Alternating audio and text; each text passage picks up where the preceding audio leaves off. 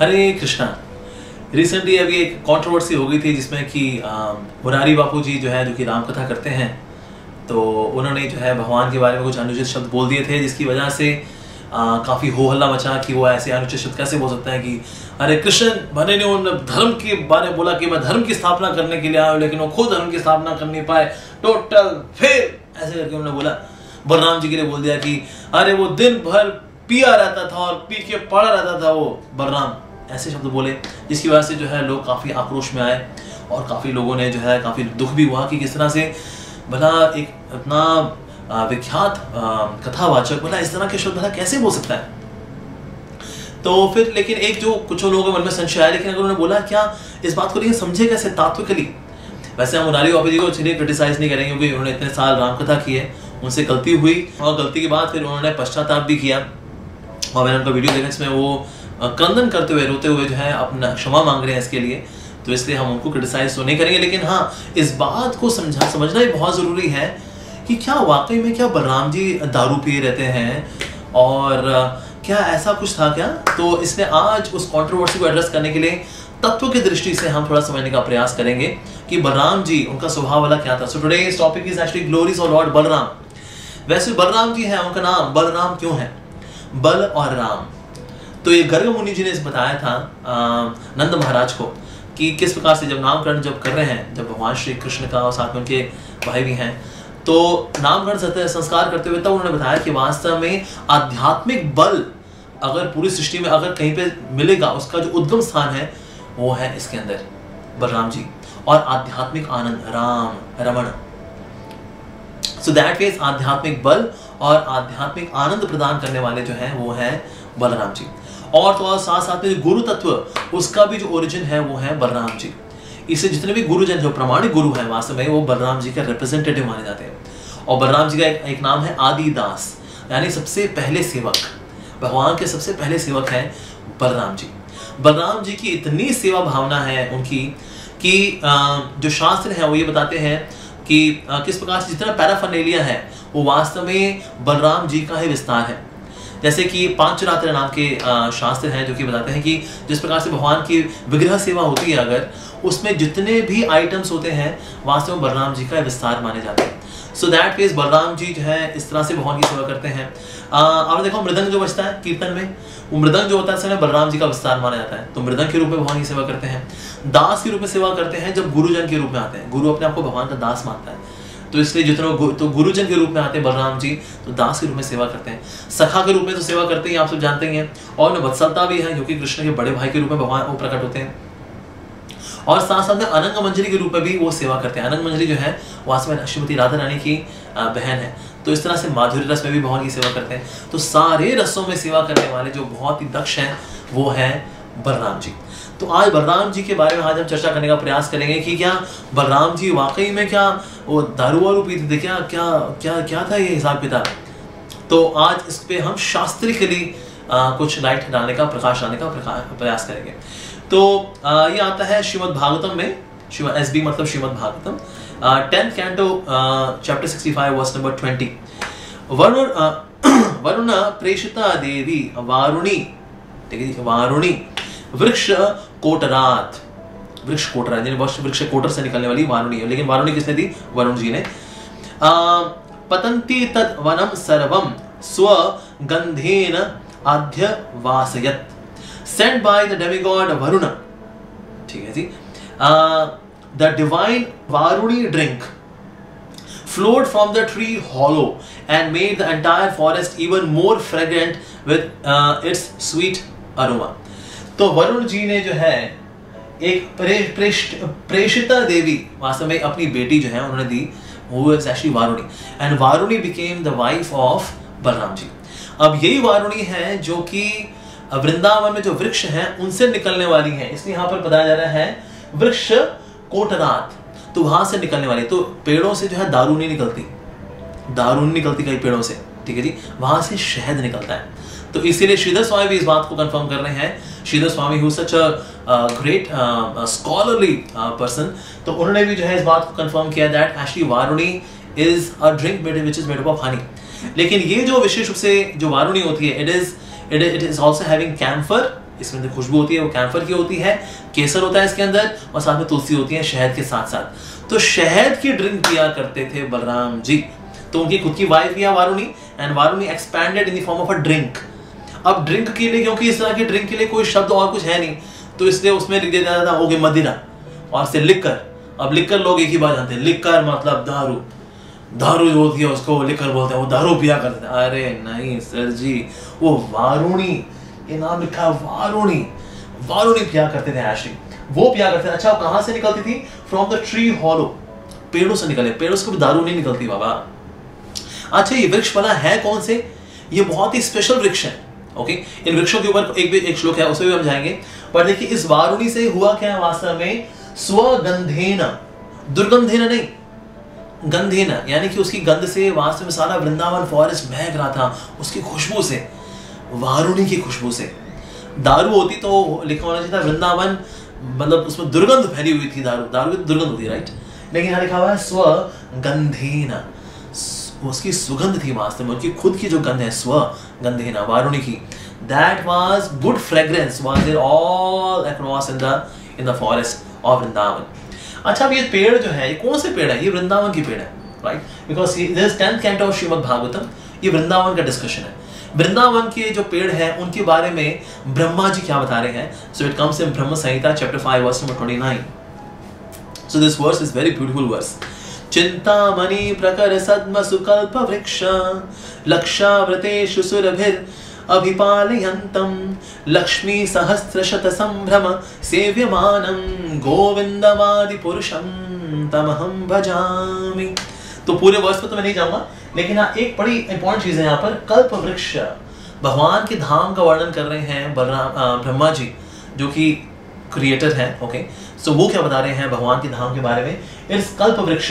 कल्प वृक्ष की यहाँ पर जो डेफिनेशन आ रही वो है, there are millions of purpose trees. कल्प वृक्ष मतलब होता है जो भी आपकी इच्छा है उसको पूरा करने में सक्षम होते हैं, उनको बोलते हैं कल्प वृक्ष। भगवान के धाम में ये साधारण पेड़ है ही नहीं, वहां सबके सब कल्प वृक्ष हैं। इनमें से निकलने वाली जो वारुणी है, okay, which has also the flavor of कर्पूर, which also has the flavor of Kesar, which also has the flavor of तुलसी, वो जो है बलराम जी पिया करते थे। हाँ जी, दिन रात पिया करते थे, बलराम जी पीते थे, लेकिन क्या पीते थे? वारुणी पिया करते थे। अगर आपको ये जो वारुणी का जो टेस्ट अगर आपको लेना है, आप जा सकते हैं जगन्नाथपुरी। जगन्नाथपुरी में भी जो है they make this special drink which is made of camphor, tulsi and honey, और हनी के साथ साथ केसर। अब ये जो है केसर, कैम्फर, तुलसी और हनी का जो मिक्सचर है, इसका भोग लगता है। और साथ साथ में अगर श्रीनाथ जी जाएंगे, श्रीनाथ जी में भी जो है स्वीट डिश ये श्रीनाथ जी को ऑफर होती है, तो इसीलिए दिस इज वारुणी। तो ये दारूनी दिया करते थे एक्चुअली। तो कभी कभी इसको ट्रांसलेटर्स लिख देते हैं लिकर, लेकिन लिकर का मतलब सिर्फ दारू ही नहीं होता, लिकर का मतलब it's can be a divine drink as well which is coming from कल्प वृक्ष। तो इसलिए जो लेक्चर में बोल दिया उन्होंने, पीते रहते थे, बलराम हमेशा पिया रहता था। सच बात है, पी रहते थे, लेकिन क्या पीते थे? वारुणी पिया करते थे। And Varuni such a refreshing divine drink coming from कल्प Vriksha, that is the glory of this particular drink. सो ये दारू नहीं हुआ करती थी। ओके, अब कई लोग हैं वैसे भगवान के बारे में कमेंट या कथा करते भी हैं अगर, लेकिन भगवान के बारे में भला कौन कथा कर सकता है? That is also given in the Bhagavad Gita chapter 18 verse number 55। भक्त्या माम अभिजानाति, only by bhakti one can know me. कौन मुझे समझ सकता है? भक्ति के जो भक्त होगा ना, सिर्फ वही मुझे समझ पाएगा। जो भक्त नहीं होगा ना जी, वो समझ नहीं पाएगा। वो ऊपटांग वीडियो बना बैठेगा, ऊपटांग लेक्चर दे बैठेगा, गलत सलत प्रेजेंटेशन दे बैठेगा। भक्ति है ही नहीं जी, क्या करे सिवाय क्रिटिकल मेंटालिटी के और कुछ है ही नहीं। तो ऐसा व्यक्ति नहीं समझ सकता जी। भक्त्या माम अभिजानति, भक्ति के माध्यम से मुझे समझा जाता है। अच्छा, एक और जो बड़ा इंपॉर्टेंट श्लोक है जो कि भगवद गीता के अंदर आता है, वो है जन्म कर्म च मे दिव्यम, यानी मेरा जन्म और कर्म जो है दिव्यम है। एवं यो वेति तत्वतः, जो मुझे तत्व से जानता है, तत्व से जानता है मेरे को, और मेरे जन्म और कर्म की दिव्यता को जानता है वो। ठीक है जी। त्यक्त्वा देवं पुनर्जन्म नैति मामेतु सुअर्जुन, ऐसा व्यक्ति संसार में दोबारा जन्म नहीं लेता। तो ऐसे लोग जो कि भगवान श्री कृष्ण को या बलराम जी को क्रिटिसाइज अगर करते हैं out of ignorance, out of arrogance, ऐसे लोग इस संसार में रहने वाले हैं, ये जन्म मृत्यु चक्कर से नहीं निकल पाएंगे। क्योंकि जो उनके जन्म और कर्म दोनों को दिव्य मानता है, जानता है, ऐसा व्यक्ति जो है, और जो उनको तत्व से जानता है, ऐसा व्यक्ति जो है can reach to spiritual world, can be free from the cycle of birth and death। अच्छा, कौन लोग हैं जो कि भगवान श्री कृष्ण को नहीं समझ पाएंगे, उनकी लीलाओं को नहीं समझ पाएंगे, या बलराम जी की लीलाओं को नहीं समझ पाएंगे? उसके लिए भी जो है वर्स आता है भगवद गीता के अंदर, चैप्टर 7 वर्स नंबर 25, नाहम प्रकाश सर्वस्य योग माया समावृता मूढ़यम न विजानाति लोकमाम अजम अव्ययम, कि मैं अजम हूं, अव्ययम हूं, लेकिन जो मूर्ख होंगे ना, मूढ़यम, ये नहीं समझ पाएंगे. And that means he says, I never manifest to the foolish and unintelligent. For them I am covered by my internal potency and therefore they do not know that I am unborn and infallible. मेरा पतन कभी नहीं होता, I am infallible, अजम अव्ययम. लेकिन कौन लोग इस बात को नहीं समझ पाते? जो कि foolish हैं और जो unintelligent हैं. ये मैं नहीं बोला, ये भगवान श्री कृष्ण के वचन है वास्तव में, जो कि भगवान को तत्व से नहीं जान पाते. तो इसलिए दे डाउट, पता नहीं, देखिए अब हमें पुराण खोल के देख लीजिए, पुराण में ऐसा ऐसा लिखा हुआ है, और इस तरह से वो गलत श्लोकों को कोट करके एक गलत पिक्चर दे बैठे हैं. But yes, if somebody is really a devotee of the lord, वो सही पिक्चर दे पाएगा.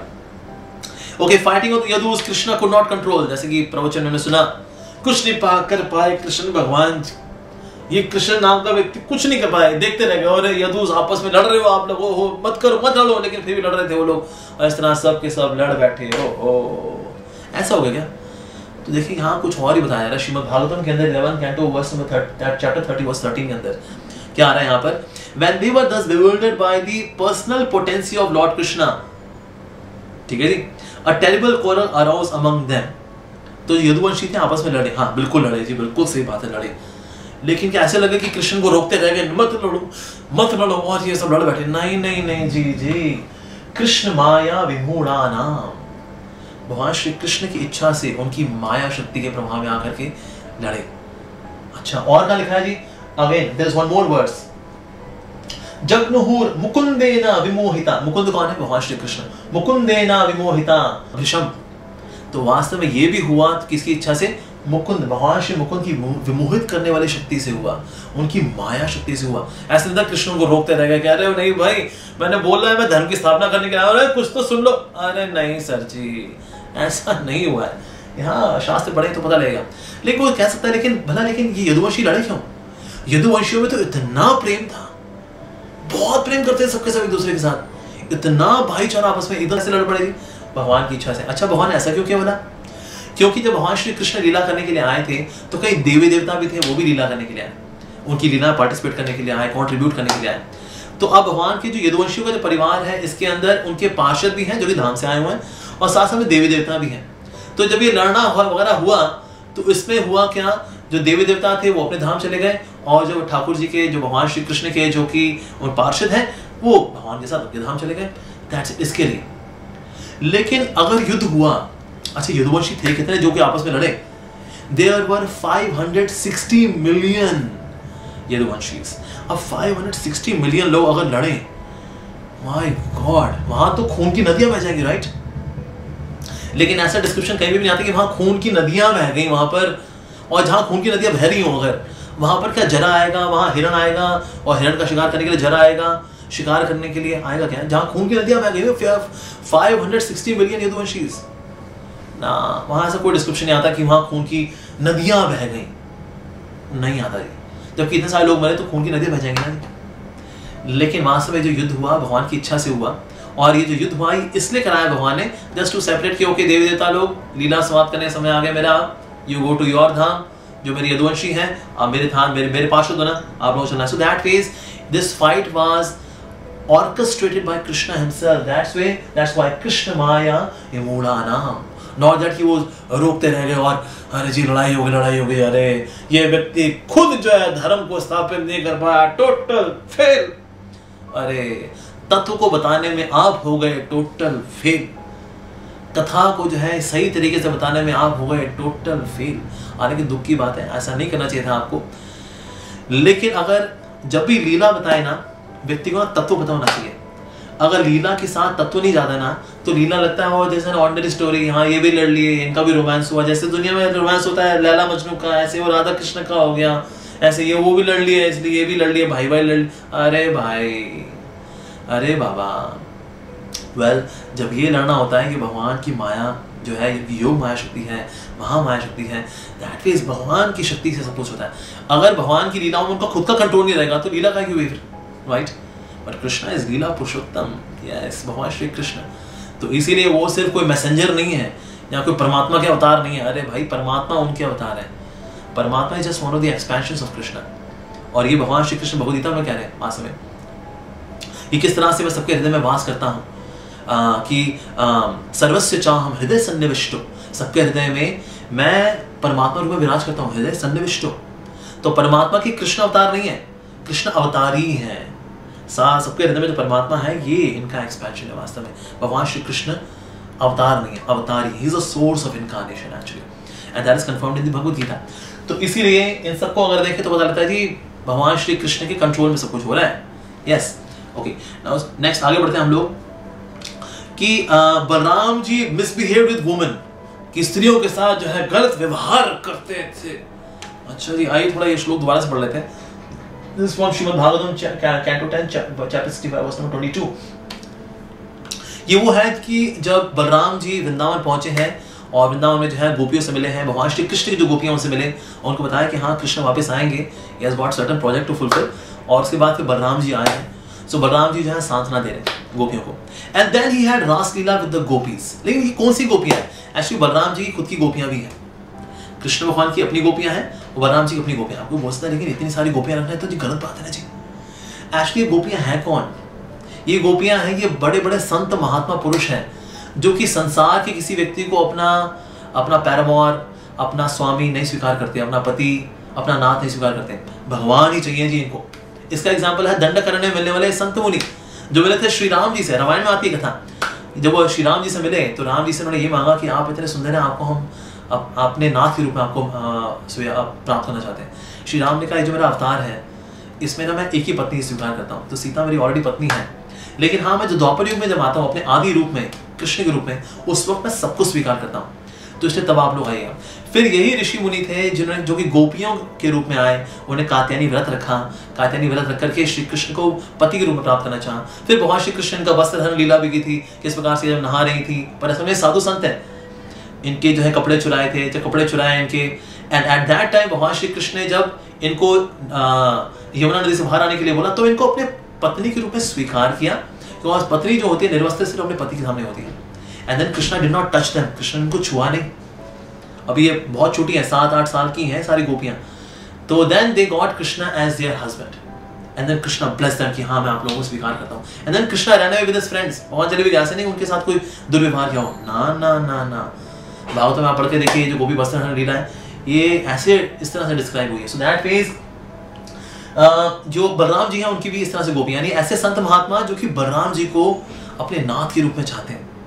तो इसीलिए फिर भगवान अपने संतों की जो तपस्या करते हैं आ रहे इतने सालों से, उनकी इच्छा पूरी नहीं करेंगे, नहीं नहीं मैं स्वीकार नहीं करूंगा, नहीं उनको स्वीकार करते हैं। तो इन गोपियों के साथ जो है बलराम जी ने 2 महीने बिताए और उनके साथ of course he was drinking Varuni as well and he was relishing spiritual loving exchanges with them, spiritual loving exchanges with them like that। तो ऐसा जब वो कर रहे थे तो उस वक्त क्या हुआ देखिए। उस वक्त फिर वकील बताया जा रहा है, at that time cattle drums resounded in the sky। आकाश में जो है ध्वनि बज गई, धक धक धक धूम धूम। all the देवी देवता were so happy। the gandharvas joyfully rained down the flowers। गंधर्वों ने ऊपर से फ्लावर शावर करने लगे। और साथ साथ में क्या हुआ, and the great sages praised Lord Balram's heroic deeds। Balram ji के संत महात्मा जो है, बड़े बड़े संत महात्मा की जय जयकार करने लगे। अगर वो किसी स्त्री के साथ बुरा व्यवहार करेंगे तो क्या संत महात्मा जय जयकार करेंगे? क्या गंधर्व उनके ऊपर फूल डालेंगे कि आपने स्त्री के साथ बड़ा बुरा बिहेव किया, छेड़ाछाड़ी करी, ये लो फूल? अरे भाई दैट मींस अगर कोई शास्त्र अच्छे से पढ़े ना, भक्ति भावना से पढ़ेगा, क्रिटिकल भावना से नहीं, अगर भक्ति भावना से पढ़े then he can actually have the right conclusion कि किस तरह से it was a heroic deed। Balram ji के ने कोई किसी का रेप नहीं किया, किसी के साथ कोई बदतमीजी वाली हरकत नहीं की। No no no no। So he was enjoying with those gopis who were great saints of the past like that। So इस तरह से गंधर्वों ने भी उनका स्वागत किया और cattle drums were resounded all across the sky to see the glorious act of Balram ji, कि बलराम जी आए हैं और इस तरह से भक्तों को तुष्ट कर रहे हैं अपनी उपस्थिति से like that। तो ये हुआ। और साथ साथ में जो अगला वर्ष है, Balram ji raped woman named Yamuna. Yamuna नाम की स्त्री का रेप कर दिया। अरे भाई मतलब कम से कम शब्दों का कुछ तो ध्यान रखना चाहिए बाबा।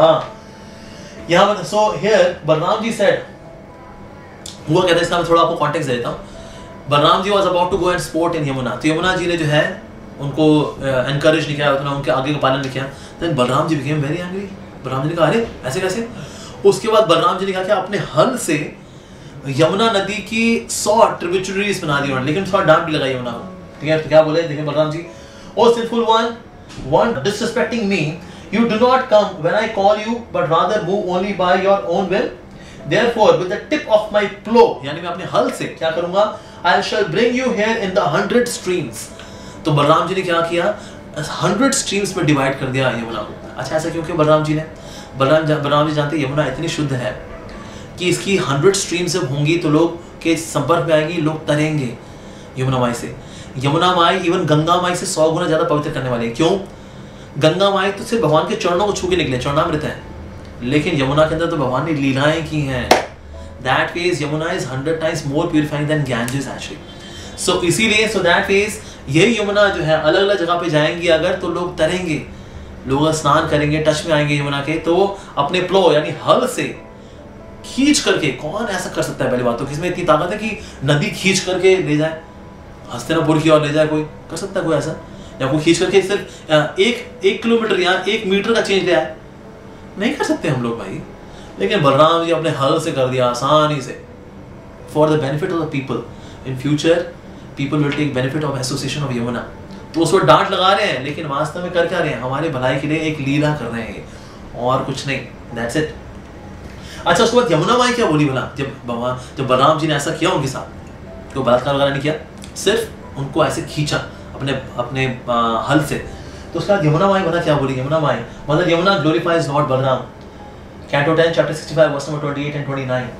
She says, Goddess Yamuna said, okay, Rama Rama, O mighty armed one, I know nothing of your prowess. With a single portion of yourself, you hold up the earth. यानी कि अनंत शेष हैं आप, तो पृथ्वी को संभालने वाले हैं, right? Okay, O Lord of the universe, जगती जगतः पते. She is glorifying Lord Balaram. Ram Ram महाबाहो, न जाने तब विक्रम. मैं आपके अब जो पुरुषार्थ आपकी शक्ति के बारे में नहीं जानती थी, मैं क्षमा कर दीजिए. और इस प्रकार से उनसे क्षमा मांगते हुए उनको ग्लोरीफाई कर रहे हैं, जगती जगतः पते, प्रणाम, उनकी शरणागत हो रही है.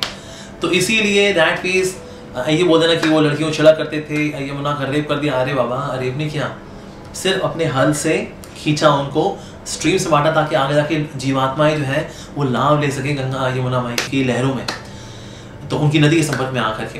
तो that means we can see कि अगर शास्त्रों की गहराई में जाएंगे then we come to know the glorious position of Balram ji.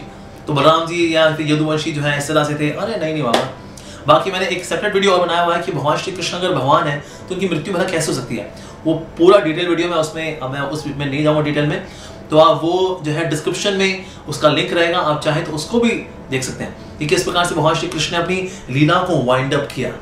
Okay, सो कृष्ण का लीला को प्रकट करना, लीला करना और लीला को वाइंड अप करना सब दिव्यम है. जन्म कर्म च में दिव्यम, दिव्य ही है जी.